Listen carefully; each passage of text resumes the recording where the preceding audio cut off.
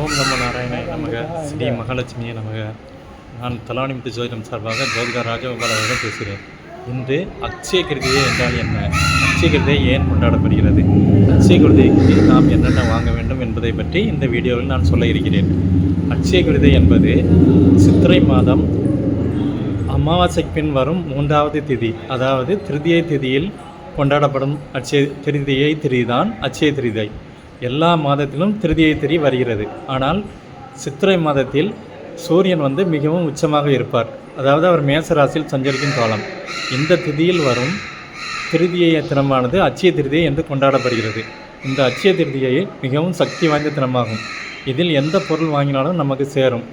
அதனால் எல்லோரும் தங்கம், வெள்ளி, வைடூரியம், வைரம் என்று எல்லா பொருள்களும் வாங்க வேண்டும் என்று ஆசைப்படுகிறார்கள். ஆனால் எல்லோரிடமும் பணம் இருப்பதில்லை. பணம் இல்லாவிட்டாலும் கடன் வாங்கியோ இல்லை இருக்கிற நகையை அடகு வைத்தோ நீங்கள் வாங்க வேண்டாம். உங்களால் முடிந்ததை நீங்கள் வாங்குங்கள். ஒரு கல்லுப்பு 1 கிலோ வாங்கி வைத்தால் கூட போதும். இல்லை என்றால் மஞ்சத்தூள் வாங்கி வைங்கள். இப்படி நமக்கு தேவையான பொருள் ஏதாவது ஒன்று வாங்கினால் போதும். அவரவர் கையில் எவ்வளோ பணம் இருக்கோ அதற்கு ஏற்றாற் போல நீங்கள் பொருள்களை வாங்குங்கள். அதற்காக